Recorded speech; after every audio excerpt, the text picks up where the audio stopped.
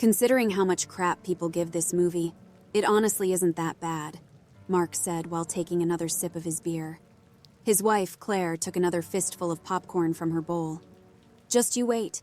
This is one of my favorite parts coming up. In the next scene, a boy wearing a pumpkin mask watched a flashing jack-o'-lantern on a television while a silly theme played in the background. Just as the mask began to rot and the kid fell to the ground, Claire heard the doorbell ring. She grunted with disappointment and set the bowl of popcorn down on the coffee table. Right when we were getting to one of the best scenes, she said with a slight hint of disappointment in her voice. Claire stood up from their couch and walked towards the front door. While doing so, she grabbed a bowl of candy from their kitchen counter as well as her witch hat. She placed the cheap cone on her head and made sure it was lopsided.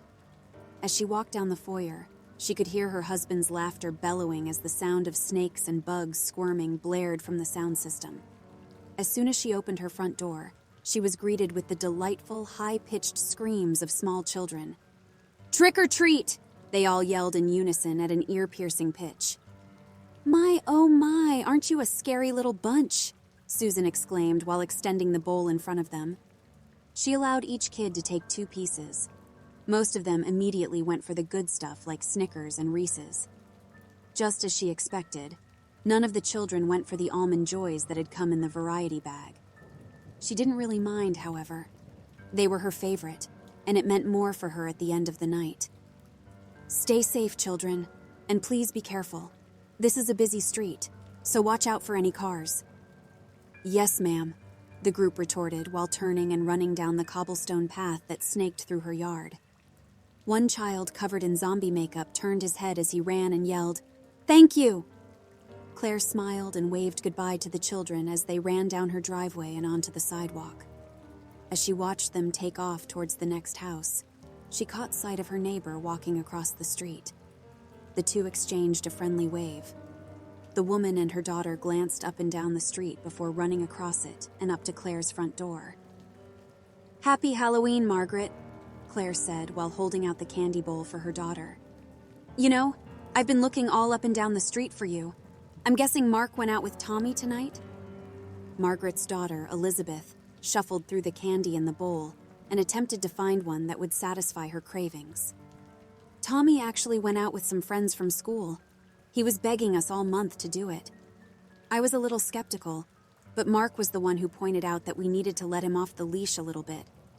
We came to a compromise that he couldn't go past Jefferson Street."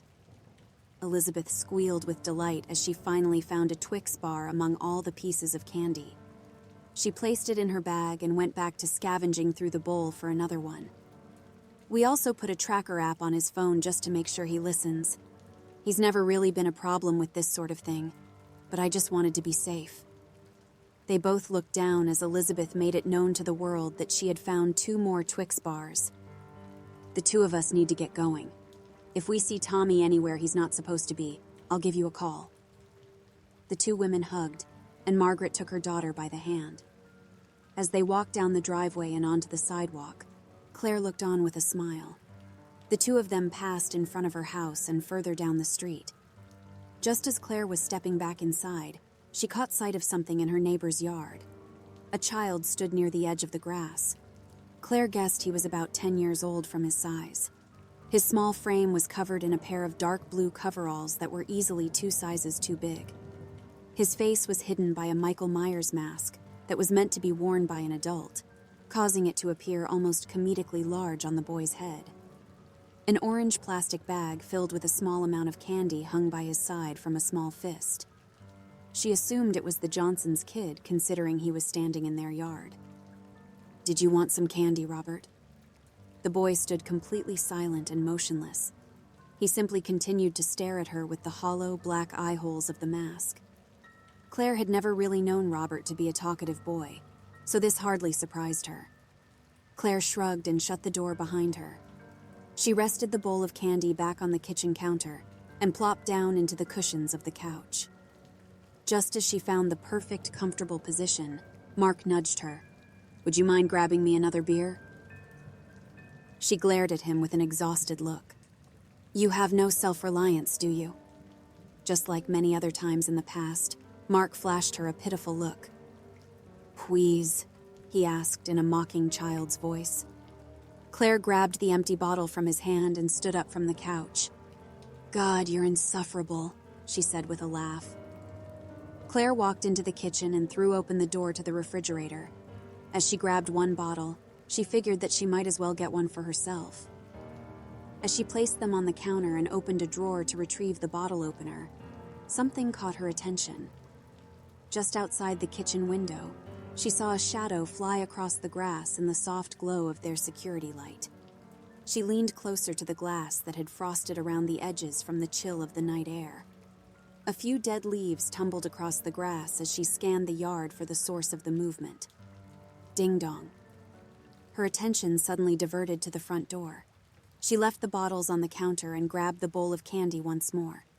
As she flung open the front door, she was not greeted with the familiar cheers of small children like every other time that night. Her front doorstep was empty. She glanced at her driveway to find no one in sight. It was not until she looked near the edge of her lawn that something caught her attention. The boy in the Michael Myers mask was standing near the hedge that bordered Claire's yard. He stood completely still in the green glow of the Halloween lights that emitted from the front landscaping.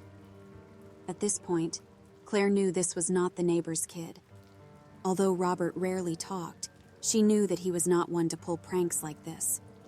She attempted to see any details of his face through the holes in the mask, but to no avail. "Look, I don't know who you are, but either take some candy or get out of here." She held out the bowl in his direction. The boy tilted his head to one side as the Halloween lights changed to a shade of purple. He then pivoted on his heels and walked down her lawn towards the street.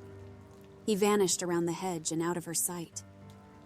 "Little weirdo," Claire muttered to herself while opening an almond joy and popping it in her mouth. As she set the candy bowl back on the kitchen counter, Mark called to her from his perch in the living room. "Who were you yelling at?" "Just some kid who was standing in the yard. I saw him across the street in the Johnson's yard a few minutes ago." "Well, did you offer him any candy?"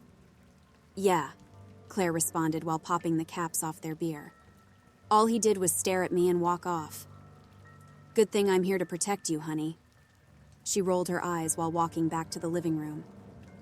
"My ass," Claire said, shoving the beer bottle in his hand. She tousled his hair and sat down on the couch.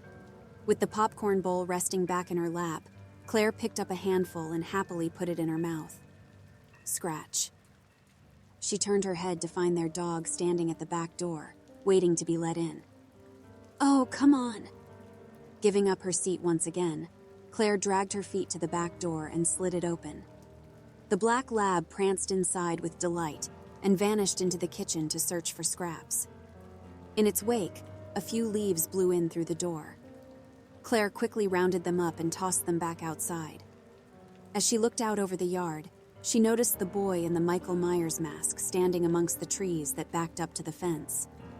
"Hey, what the hell are you doing back there?" There was no response. "Mark, you better get over here." Her husband grunted as he stood from the couch and lumbered in her direction. Using the doorframe for support, he leaned over and stuck his head outside. "I'll tell you one thing. That isn't the Johnson's boy. Robert is a couple of inches shorter than that and a few pounds heavier." Claire blew air from her nostrils and pinched the bridge of her nose in frustration. "At this point, I don't care who the hell he is. I just want him out of here. If that means calling neighborhood security, then so be it." Mark stepped outside with his bare feet smacking on the flagstone patio. He stood right at the edge where it met the grass. His shadow loomed over the yard as he blocked some of the light coming from inside the house. "Either you leave or we're calling security. You got that?" The boy stood motionless and refused to answer. "Are you deaf or something? Get out of here." This time, the boy moved. He rested the orange candy bag down on the pine straw and opened it. Reaching inside, the black handle of a kitchen knife emerged from the bag. The blade reflected the moonlight and bounced it back in their direction. "Holy shit!" Mark immediately threw his beer bottle straight at the child. It hurtled through the air before shattering in large chunks against his head. His small body slumped and fell to the ground with a soft thud. Mark, what the hell is wrong with you? Claire cried as she ran through the doorway. You saw that? The kid had a fucking knife. He might have a concussion now, thanks to you. Do you want to have assault charges brought on us by this kid's parents? I doubt they would do anything to us when they realized he was carrying a knife around. Just look at the size of that thing. Mark turned as he pointed in the boy's direction. To his shock, the child was gone. All that remained was the dark brown glass of his beer bottle scattered among the landscaping. Where'd he go? Mark asked, while stumbling backwards towards the house. Claire took a few steps back herself and fumbled for the phone in her pocket. That's it. I'm calling the cops. Mark followed her back inside and locked the door behind them. As the blue and white colors emitting from the television danced around the room, Claire dialed 911 and spoke with a dispatcher. Although difficult at times, she managed to keep the panic from seeping into her tone. They'll have an officer here in about 6 minutes. Her phone suddenly rang, causing her to jump. Looking down at the screen, she was met by the contact photo of her son dressed up as Dr. Strange that she had taken that very afternoon. Tommy? Hey, Mom, I'm almost home. Is it okay if my friends come over in a few minutes and watch some movies? They had to go change because we slipped in mud. At this point, her son's messy clothes were the least of her concerns. That's fine, dear. Just please hurry home. All right. See you soon, he said with delight as the call ended with a beep. Claire shoved the phone back in her pocket and looked at her husband. Mark was staring out the kitchen window with his nose pressed against the glass. Any sign of the kid? Nothing yet, he said while turning towards the backyard. It's like he just disappeared into thin air. There was a knock at the door that caused both of them to jump. Claire breathed a sigh of relief and quickly walked towards the door. She threw it open and greeted her son with a sigh of relief as the cool night air flooded inside. I'm so glad you're home. The doorstep was empty, save for a few bugs that danced around the overhead light. Claire panicked and began frantically looking from side to side. Tommy, she called into the cool night air. Stepping forward, she was met with an unsettling crunch under her foot. She slowly looked down to find a piece of plastic cracked under her shoe. As she lifted her foot, she recognized it as the magical shield that had come with Tommy's costume. A knot formed in her stomach, and she began to lose her balance. Propping herself against the doorframe, she called for her husband. Mark! He came barreling down the hallway in an instant. Is he out here again? Mark followed his wife's eyes down to the ground. When he saw the pieces of shattered plastic resting on the concrete, the color drained from his face. I'm grabbing my gun. Before Claire could stop him, her husband had fled to their room to retrieve the firearm from the top shelf of their closet. As she watched him disappear around a corner, she heard a noise come from the driveway. It sounded like something falling on the pavement. She timidly approached the driveway and peered around the back of her car. She was met with nothing but the sight of an empty sidewalk. She crept closer to the street and was surprised to feel her foot slip in something. She glanced down to find a small puddle of blood near the back tire of her SUV. Her shoe had smeared some of it across the driveway in a dark crimson streak. Tommy's cell phone lay on the concrete with the screen cracked. Claire's contact was still pulled up on the phone app. Mark! She screamed at the top of her lungs. Within a matter of seconds, her husband came running through the front door with a pistol in his grasp. As he came closer to her, she pointed at the puddle illuminated under the sickly yellow glow of the streetlight. Mark wrapped an arm tightly around his wife and pulled her away from it. He was met with resistance as she broke from his grasp and ran towards the street. As Claire glanced further down the sidewalk, she could see a trail of blood illuminated under the streetlights that dotted their way down the road. She felt her head spin and her knees begin to weaken. She soon fell to the ground and began to sob. Mark rushed to her side and bent down to cradle her. Tommy! She continued to scream her son's name into the cool night air, only to have it echo back as if the world was taunting her. As her cries carried up and down the street, hot tears ran down her cheeks. Mark held her tighter as the two were bathed in the red and blue glow of an approaching police car. The vehicle pulled up the curb and the door was thrown open as the deputy caught sight of them. As he approached, Claire's voice continued to pierce the night, only to be lost in the howling wind.